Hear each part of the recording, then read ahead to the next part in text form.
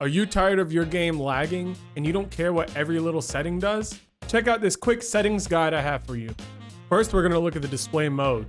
Now, if you want max FPS, you definitely want this set to full screen exclusive. However, if you have multiple monitors, set this to full screen borderless.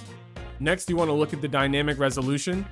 If you want max FPS, you want to set this to on and try to match the frame rate target to whatever your monitor can output. However, it will downscale the quality of your gameplay. So if you care about the quality of the image, I would set this to off. Personally, I like to have this set off.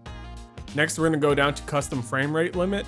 I like to have all of these maxed out just to make sure that my game is not limiting itself, whether we're in a match, in the menu, or if I'm on a completely different screen. You also want to look at eco mode. This is a setting that they introduced at the beginning of this previous season. However, if you have this on, it's going to try to save power wherever it can, so I like to have this off. Next, jump over to the quality tab. For this one, we definitely want to input our own custom settings into this. So first, we're going to start with upscaling. I like to have this set to NVIDIA image scaling. Now, this is going to decrease some of the frames you get. However, I just find that this makes the image look so crispy.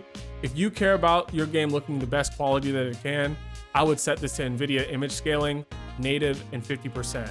However, if you do want to max out your frames per second, I would definitely check out NVIDIA DLSS. Next, for anti-aliasing, the best one to choose here would be Filmic SMAA T2X and set it to ultra quality. Next, you want to come down to video memory scale. You want to set this to the max that it can go. What this is going to do is ensure that your machine has the most VRAM to use for the game. For the rest of these settings, I like to keep everything at low except for texture resolution. Set this to at least normal, or else your game is going to look very bad and you won't be able to see anything. However, for the rest of the settings, everything else can be low. I want to highlight though that we want to leave bullet impacts set to on. This is going to allow us to see if anybody's been in the area before us, as well as we want to come down to NVIDIA Reflex Low Latency. Set this to on plus boost.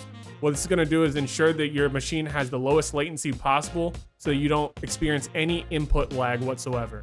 For every other setting, you want to make sure that they're set to either low, off, or default. Hopefully this video has helped you. If so, please help the channel out by giving this video a like and subscribing.